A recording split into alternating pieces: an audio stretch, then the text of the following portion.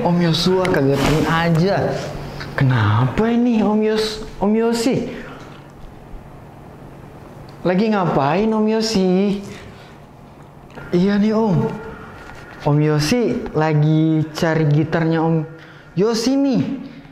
Soalnya Om Yosi mau keluar nih sama teman-teman Om Yosi, tapi gitar kesayangannya Om Yosi nggak ada nih. Om Yosua lihat nggak? Oh, makanya dong. Barangnya itu disimpan dengan baik-baik dong, apalagi barang berharga.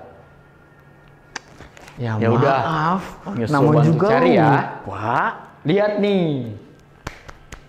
Wah, hebat nih, banget. Jaga baik-baik ya. Terima kasih Om.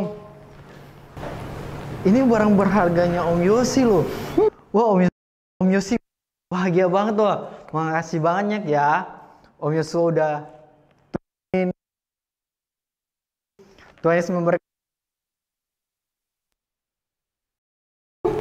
Dasar Om Yosi, ceroboh banget jadi orangnya.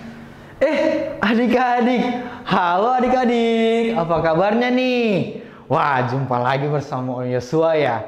Di hari Minggu ini kita akan mendengarkan kebenaran firman Tuhan. Om Yosua akan bercerita pada hari ini tentang sesuatu yang hilang, seperti layaknya Om Yosi tadi. Tapi sesuatu yang hilang ini sangat berharga loh. Mau tahu ceritanya? Oke, siapkan Alkitab adik-adik dimanapun adik-adik berada saat ini. Dan kita akan buka bersama di dalam Lukas 15 ayat yang ke-11 sampai yang ke-30. Wah, cukup panjang juga ya. Oke, tapi tenang aja. Om Yosua sudah siapkan satu video yang Om Yosua akan tayangkan. Adik-adik membaca Alkitabnya dan simak baik-baik, ikuti alur dari cerita video yang Om Yosua akan tayangkan nanti. Siap semuanya? Oke, let's go! Ada seorang mempunyai 2 anak laki-laki. Kata yang bungsu kepada ayahnya, "Bapa, berikanlah kepadaku bagian harta milik kita yang menjadi hakku." Lalu ayahnya membagi-bagikan harta kekayaan itu di antara mereka. Beberapa hari kemudian, anak bungsu itu menjual seluruh bagiannya itu lalu pergi ke negeri yang jauh. Di sana ia memboroskan harta miliknya itu dengan hidup berfoya-foya. Setelah dihabiskannya semuanya, timbullah bencana kelaparan di dalam negeri itu, dan ia pun mulai melarat. Lalu ia pergi dan bekerja pada seorang majikan di negeri itu. Orang itu menyuruhnya ke ladang untuk menjaga babinya.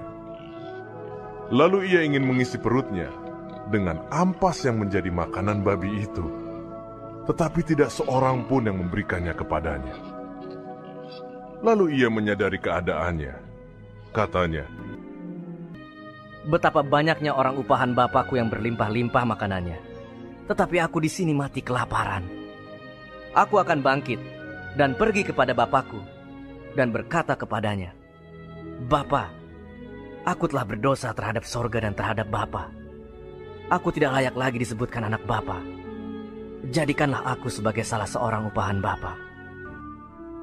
Maka bangkitlah ia dan pergi kepada bapaknya. Ketika ia masih jauh, ayahnya telah melihatnya. Lalu tergeraklah hatinya oleh belas kasihan. Ayahnya itu berlari mendapatkan dia lalu merangkul dan mencium dia. Kata anak itu kepadanya, 'Bapa, aku telah berdosa terhadap sorga dan terhadap Bapa. Aku tidak layak lagi disebutkan anak Bapa.' Tetapi ayah itu berkata kepada hamba-hambanya, 'Lekaslah bawa kemari jubah yang terbaik, pakaikanlah itu kepadanya, dan kenakanlah cincin pada jarinya, dan sepatu pada kakinya. Dan ambillah anak lembu tambun itu, sembelihlah dia, dan marilah kita makan dan bersuka cita. Sebab anakku ini telah mati dan menjadi hidup kembali. Ia telah hilang dan didapat kembali. Maka mulailah mereka bersukaria. Tetapi anaknya yang sulung berada di ladang. Dan ketika ia pulang dan dekat ke rumah, ia mendengar bunyi seruling dan nyanyi tari-tarian. Lalu ia memanggil salah seorang hamba dan bertanya kepadanya, Apa arti semuanya itu? Jawab hamba itu, Adikmu telah kembali, dan ayahmu telah menyembelih anak lembu tambun, karena ia mendapatnya kembali dengan sehat. Maka marahlah anak sulung itu, dan ia tidak mau masuk. Lalu ayahnya keluar dan berbicara dengan dia. Tetapi ia menjawab ayahnya, katanya, Telah bertahun-tahun aku melayani Bapa, dan belum pernah aku melanggar perintah Bapa. Tetapi kepadaku, belum pernah Bapa memberikan seekor anak kambing untuk bersukacita dengan sahabat-sahabatku. Tetapi baru saja datang anak Bapa yang telah memboroskan harta kekayaan Bapa bersama-sama dengan pelacur-pelacur, maka Bapa menyembelih anak lembu tambun itu untuk dia.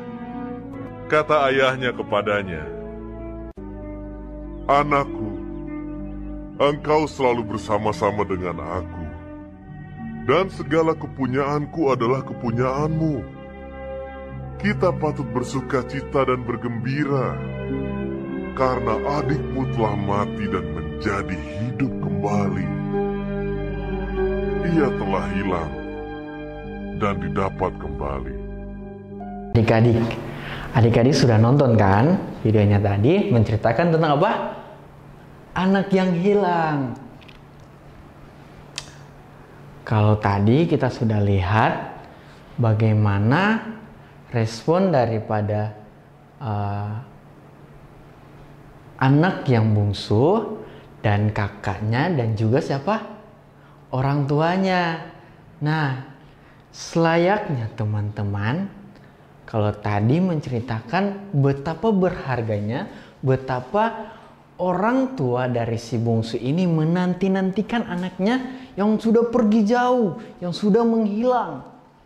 Tapi karena dia merasa bahwa tempatnya atau kediaman orang tuanya lebih nyaman, lebih menyenangkan daripada di luar, dia sudah menghambur-hamburkan harta dari orang tuanya yang dia sudah minta dan juga menghabiskannya, dan akhirnya dia hidup miskin, kehabisan uang karena dia menghambur-hamburkannya.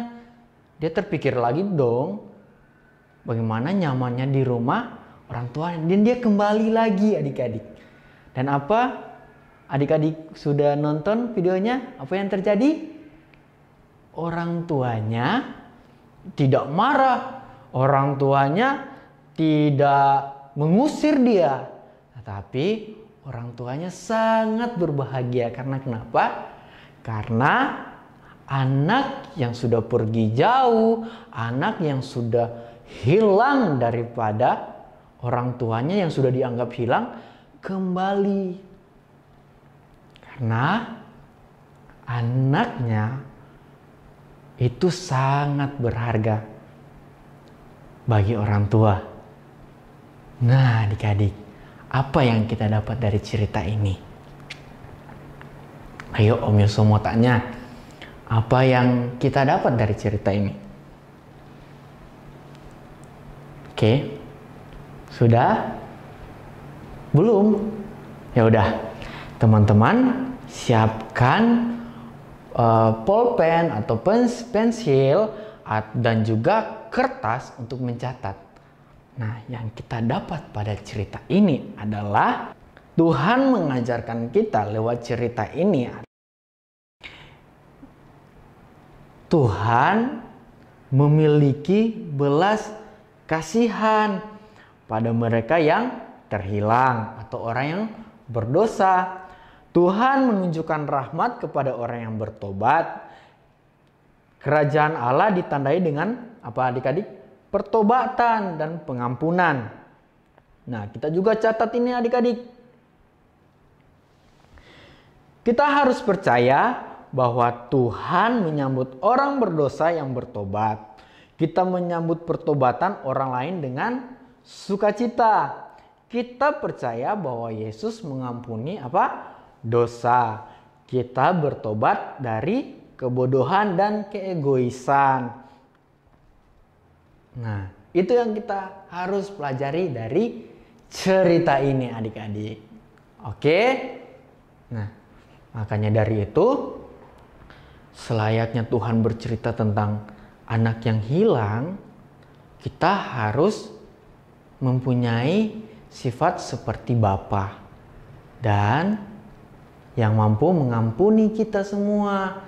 Sebab Allah terlebih dahulu mengampuni dosa kita. Kita juga harus mengampuni dosa-dosa teman-teman kita yang bersalah kepada kita. Dan juga kalau kita bersalah kepada orang lain atau kita bersalah berbuat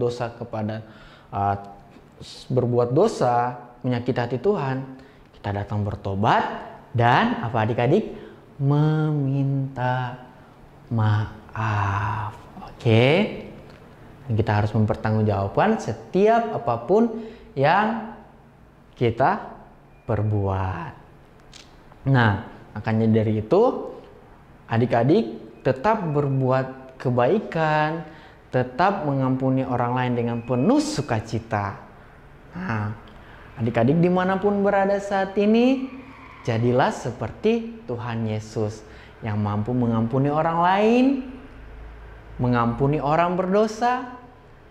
Begitu juga kita. Oke adik-adik, Om Yesus akan berdoa ya bagi adik-adik dimanapun adik-adik berada saat ini. Tutup matanya, lipat tangannya, dan Om Yesus akan berdoa. Terima kasih Tuhan, terima kasih Bapa. Saat ini kami sudah mendengarkan kebenaran firman-Mu ya Tuhan. Engkau memberkati anak-anak-Mu yang mendengarkan firman-Mu. Biarlah firman ini tertanam di hati kami dan bertumbuh dan berbuah Tuhan di dalam kehidupan kami. Biarlah kami menjadi anak-anak-Mu yang menjadi firman-Mu ya Tuhan.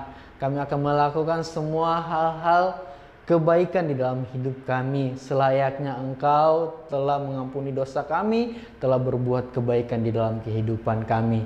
Terima kasih Tuhan, terima kasih Bapa. Yang adalah permohonan kami Tuhan, kami alaskan di dalam nama Tuhan Yesus Kristus. Haleluya. Amin. Selamat hari Minggu, Tuhan Yesus memberkati.